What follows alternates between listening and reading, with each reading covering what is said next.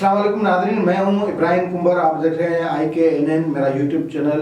नाज़रीन, आज supreme court की 3 रुकनी बेंच ने साबिक सदर आसिफ अली जरदारी के जो 4 नेब रेफरेंसेस हैं उनको इस्लामाबाद से कराची मुंतकिल करने के हवाले से जो अपील है उसकी पहली समाअत की है। वैसे ये फैसला भी सुप्रीम कोर्ट का ही था कि वो कराची के तमाम केसेस जो हैं वो इस्लामाबाद मुंतकिल करे, और उस वक्त के जो चीफ जस्टिस थे साकिब निसार, उन्होंने मुक़्तदर हलकों के इशारों पे, क्योंकि जब केसेस के जो जाए वक़्वा होती है, नेब का ख़ुद कानून भी यही होता है, यही है कि जहाँ पे ये वाक़यात, जहाँ पे जुर्म हो, केसेस अक्सर वहीं पे उन्हीं हुदूद में चलते हैं। लेकिन साकिब निसार ने अपनी जो क्या कहें फंटागिरी कहें या किसी के इशारे के हवाले से कहें, उनके कहने पे ये सारे केसेस हैं वो इस्लामाबाद कराची से इस्लामाबाद मुंतकिल किए। उसके खिलाफ अपील जो थी वो भी रिजेक्ट हो गई, लेकिन फिर एक और अपील आई जिसको सुप्रीम कोर्ट ने रजिस्ट्रार ऑफिस के जो एतराज़ात थे वो रद्द कर दिए। उसकी आज पहली समाअत हुई है। इस सारे मामले में आज क्या हुआ उसके तफसील हम बताएंगे, लेकिन उससे पहले जिन दोस्तों ने हमारे चैनल को सब्सक्राइब नहीं किया वो सब्सक्राइब करें, बेल आइकन को क्लिक करें ताकि ताज़ा वीडियो अपडेट्स और तजज़िया आपको मिलते रहें। और अपने इज़हार राय के इज़हार के लिए कमेंट्स में अपने कमेंट्स ज़रूर करें ताकि आपका फीडबैक हम तक पहुँच सके। तो आसिफ अली जरदारी साहब की तरफ से फारूक एच नाइक ने एक अपील दाखिल की कि ये सारे मामलात हैं, यानी आसिफ अली जरदारी पे जो इल्ज़ामात हैं जो नेब ने लगाए वो तमाम के तमाम कराची की जो हुदूद हैं, कराची में ये अगर जुर्म इसको माना जाए, इल्ज़ाम माने जाए तो वो कराची की हद तक हैं। तो ये सारे मामलात जो हैं वो यानी केसेस कराची मुंतकिल होने चाहिए, और नेब का कानून या जो खुद किसी शहरी का जो हक़ बुनियादी हक़ वो केस ट्रांसफ़र के हवाले से भी एक शहरी को हक़ है कि अगर वो ये समझे कि यहाँ मुझे आर्टिकल 10 शफाफ जो इंसाफ नहीं मिल सकता, तो वो केस दूसरी बेंच को मुंतकिल करने का एक शहरी को ये बुनियादी हक़ है कि वो अपील करे। तो ये अदालत में आज समाअत हुई है, लेकिन अदालत ने सख्त उसमें ऑब्जर्वेशन दिए हैं, उस ऑब्जर्वेशन पे हम बाद में आते हैं। लेकिन एक किसी भी मुल्क में अदलिया का आज़ाद होना, अदलिया का शफाफ बुनियादों पे शहरियों को इंसाफ देना, फैसले करना, हुक्म देना, ये एक आइडियल सिचुएशन होती है। उसमें अदलिया की इज़्ज़त और एहतराम और तौक़ीर होती है।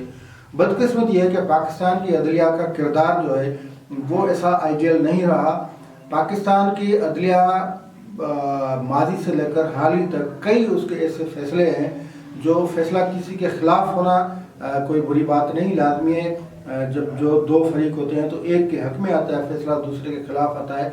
लेकिन जब अदलिया मुक़्तदर हलकों, अशराफिया और ताकतवर तबकों हलकों के मातहत हो जाए, उनसे गठजोड़ कर दे और उनके इशारों पे चल के फैसले करे, तो फिर वो उससे जो इंसाफ का सिस्टम होता है न फ़कत उनसे ईमान उठ जाता है, लेकिन फिर किसी को यकीन नहीं रहता, फिर उस अदलिया को आज़ाद अदलिया नहीं कहा जा सकता।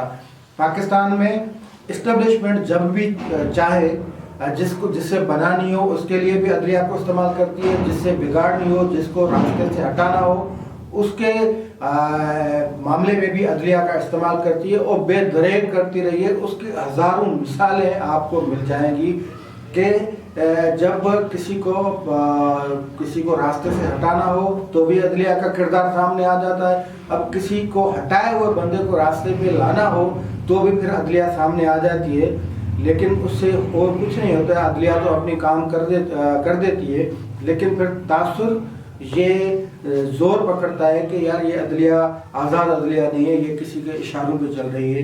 तो अब भी यही तासुर आम हो रहा है कि आसिफ अली जरदारी जो कि एस्टेब्लिशमेंट से एक डील कर चुके हैं या कर रहे हैं, जो डील हतमी मराइल में है, तो उसको रिलीफ देने के लिए ये अदलिया एक और गेम खेलने जा रही है। ये अदलिया अब उस रास्ते पे जिस रास्ते पे उसको कहा गया, यानी इशारों पे ये अदलिया काम कर रही है। इससे पहले जब आसिफ अली जरदारी पीपल्स पार्टी को दीवार से लगाना था, रास्ते से हटाना था, अपनी मंशा के मुताबिक काम न करने की सजा देनी थी मुक़्तदर हलकों की तरफ से, तो फिर साकिब निसार को इस्तेमाल किया और साकिब निसार ने پھر بالکل ایک چھوٹے ناٹے سوچ کا بندہ، اور اس نے پھر یہ تمام کام کیا جو اس کو اسٹیبلشمنٹ نے کہا. اس کو زیادہ دلچسپی انصاف دینے یا قانون کی حکمرانی، آئین کی حکمرانی سے نہیں تھا، دین بنانے سے تھا، سیاسی جو کیسز تھے ان کے حوالے سے، سیاسی ملاقاتوں سے تھا، اپنے جو بھائی تھے ان کے مفادات کے لیے دوسروں کی پگڑیاں اچھالنا تھا. ویسے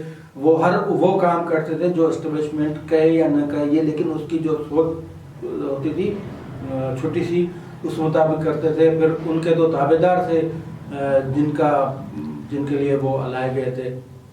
تو آصف علی زرداری صاحب کے ریفرنس منتقلی کے حوالے سے جو ہیئرنگ ہوئی ہے، اس حوالے سے بھی یہی تاثر، جیسے میں نے پہلے کہا کہ یہ اب اسٹیبلشمنٹ چاہتی ہے کہ آصف علی زرداری کو تھوڑا بہت ریلیف مل جائے تاکہ وہ کراچی میں رہ کر ان کیسز کا سامنا کر سکے. ویسے ان کے خلاف پہلے بھی 12-13 کیسز بنے تھے نواز شریف یا پرویز مشرف کے دور میں، پھر وہ کیس ثابت نہیں ہوئے، تو یہ الگ کہانی ہے. اور پھر عدلیہ نے ان کو بری کیا. پھر جنہوں نے کیس بنائے تھے سیف الرحمان وغیرہ نے، پھر وہ انہوں نے آ کے معافی بھی مانگی تھی. یہ الگ کہانی ہے. لیکن سوال یہاں عدلیہ کے کردار کا ہے.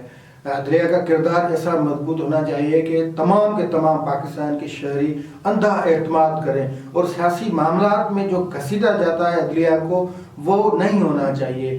اور وہ وہیں ہوتا ہے جہاں پہ کوئی سسٹم نہیں ہوتا، اور سسٹم کے حوالے سے نئے تجربے ہوتے ہیں. پاکستان بھی ایک عجیب تجربے کا بنی ہوئی ہے جہاں کوئی سسٹم نہیں، اور جو اشرافیہ یا مقتدر حلقے جو کہتے ہیں وہی سسٹم بن جاتا ہے. ان کی زبان سے جو نکلتا وہ لفظ ہے وہ قانون بن جاتا ہے، وہ عدالت کا حکم بن جاتا ہے، عدالت اس کے پیچھے چلتی ہے.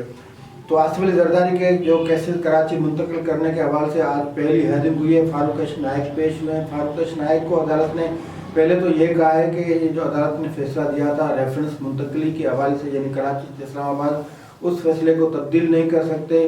اور آصف علی زرداری پہ کئی الزامات ہیں، لیکن ہمیں دیکھنا پڑے گا کہ یہ اس میں ہم کیا کر سکتے ہیں. پھر یہ نوٹسز بھی دے دیے گئے ہیں نیب کو اور باقی تمام فریقین کو. لیکن تاثر پھر بھی یہی پیدا ہو رہا ہے کہ آصف علی زرداری کو ریلیف دینے کی کوشش کی جا رہی ہے، اور پی ٹی ایم میں دراڑ ڈالنے کے لیے ایک بار پھر عدلیہ کو استعمال کیا جا رہا ہے. اور عدلیہ بالآخر آصف علی زرداری کے کیسز جو نیب ریفرنس ہیں وہ کراچی منتقل کر دے گی. لیکن کہنے کی بات یہ ہے کہ عدلیہ کو ایسا کردار نہیں ادا کرنا چاہیے جیسے ان کے اوپر انگلیاں اٹھانی چاہیے. عدلیہ کو ثاقب نثار کی شکل میں بھی ایسا کردار ادا نہیں کرنا چاہیے کہ جہاں کے واقعات ہیں، جہاں کے الزامات ہیں، وہاں کے کیس اٹھا کر اسلام آباد منتقل کیے جائیں. تو پہلے بھی عدلیہ اگر قانون یا انصاف کے مطابق اس کو کام کرنا آتا تھا یا آتا ہے تو پہلے ہی یہ کام نہیں کرتا جس کو انڈو کرنا پڑے. تو عدلیہ کو کم از کم، عدلیہ ایک واحد ادارہ ہے جس پہ لوگوں کو یقین ہونا چاہیے. لیکن عدلیہ پھر ایسے سیاسی معاملات میں گٹھ جوڑ کر لیتی ہے کہ لوگوں جو عام شہری ہیں ان کا ایمان عدلیہ سے اٹھ جاتا ہے. آج کے لیے اتنا ہی، دیجیے اجازت.